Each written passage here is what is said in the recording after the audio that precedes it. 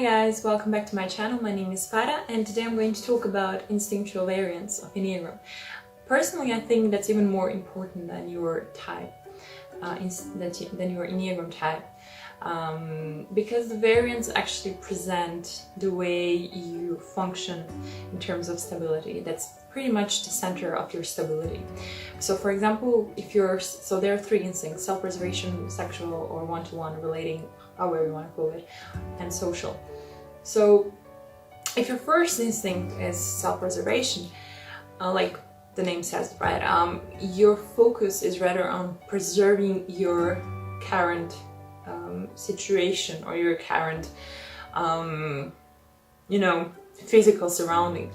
For those people, it's very, very important to be safe, to feel safe, to have comfortable homes, to work on their bodies, to exercise, to eat good, to eat healthy, and just to have some kind of routine. I think that's very, very important for a self-preservation type. So even if you have a second dominant self-preservation type, you usually have some kind of routine. For example, I don't know, skin routine maybe, or exercise routine, like you always go to the gym on Saturday and, I don't know, Monday at a particular time. So those are the people who are very, very kind of keen in keeping these routines, maintaining, them. As I said, eating healthy, like doing sport, or many things. It's also important to say that I usually often find information when I read about this type on internet that they're somehow materialistic because money is very important to them, because money is oftentimes related to security, which I don't 100% agree with, because I think it really depends and it's very individual. Of course, yes, you can have two persons who have same self-preservation dominant instinctual variant, but depending on their background, on their parents, like the way they were just brought up and their education, they're going to have different definition of self-preservation. Because when you think about self-preservation, it's kind of, illusion. Like, I know it sounds a little bit abstract, but this term of preserving the body or preserving the conditions, just, in my opinion, kind of, it goes against the life energy, because the body gets wasted, we all get old, the conditions just change, radically each day. I mean, even without us noticing it, nature changes, everything just is very dynamic. So I think actually the self-preservation, even though it's the most frequent instinctual variant, could be possibly the most tortured ones, because they're the ones who are constantly trying to keep this order, which is just impossible. So as I was saying, like, it depends on their background. So for example, if you had parents who were very ambitious, who demanded good grades, so then suddenly grades will become the most important self-preservation thing. So those people who have self-preservation and who grew up with,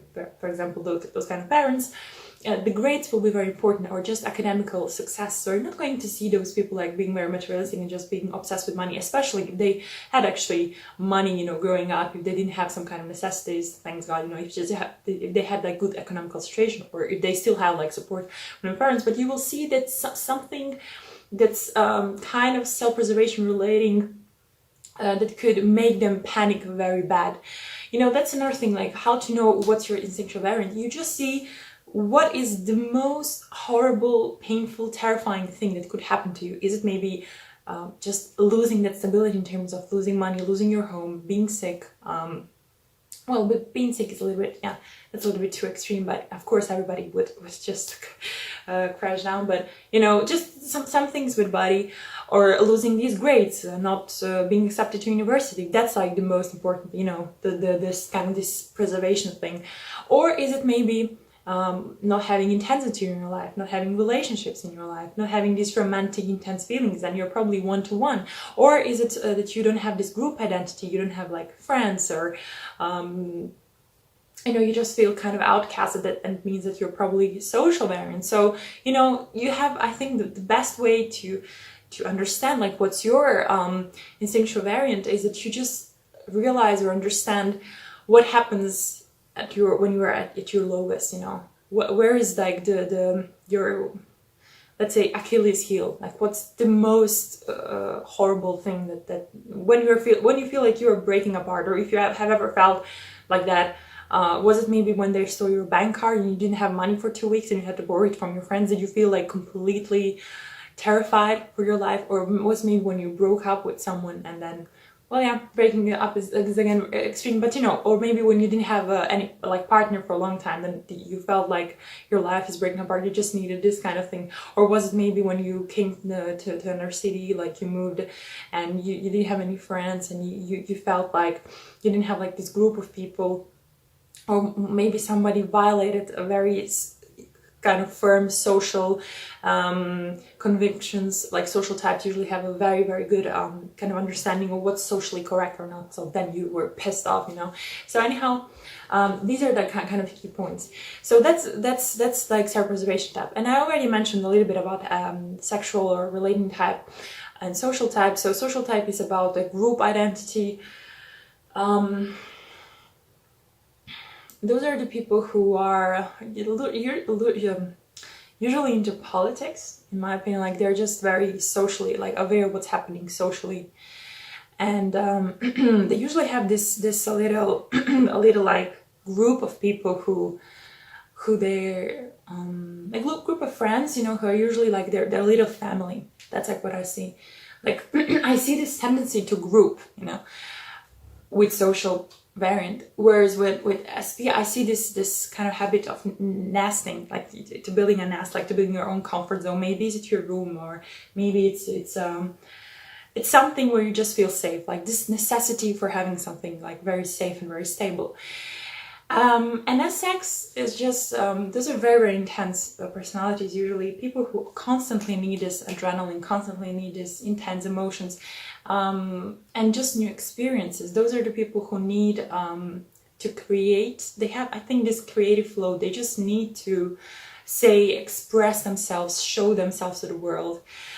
This, of course, this varies a little bit or a lot, maybe, depending on what's your Enneagram type. For example, type 4 is very much SX-like. Even for SP and SOs are very much, they have this intense aura, around them, because they just have this, creative flow.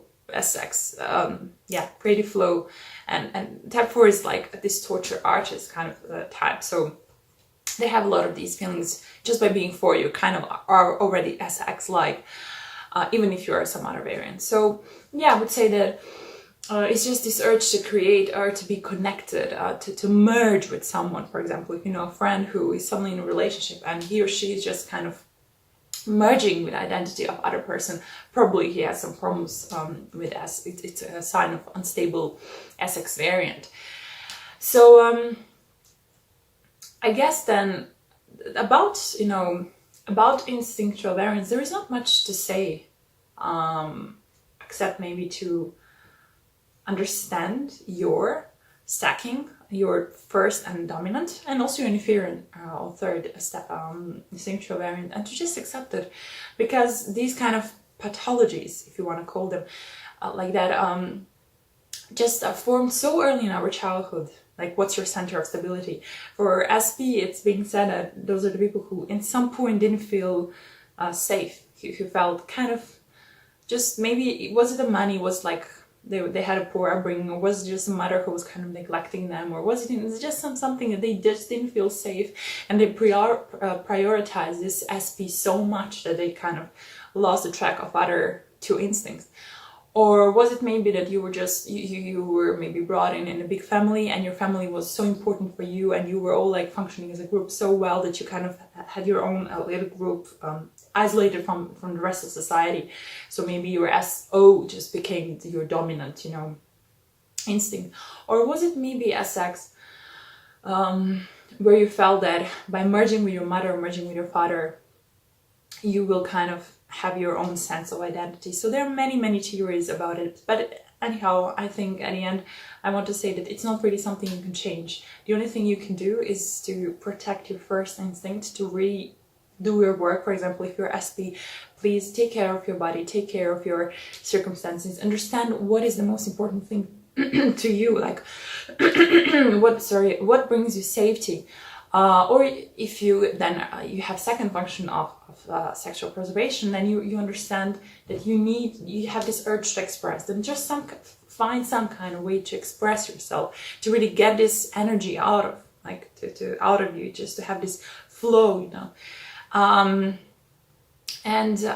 think it's not really hard to understand what your instinctual variant is, just being written all over your life. That's what I heard once, and it's really true, you know. You just go and you just analyze your life, like what kind of relationships you had, and did you maybe move a lot, or are you more like a person who likes staying or even being centralized at one place, you know, that kind of things. So yeah, just work on your second function. Your dominant function will always be your dominant one, and protect it.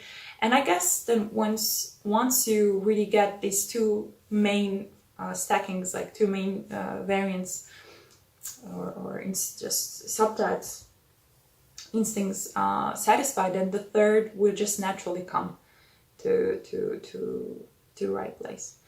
I know some people who had problems like with who were like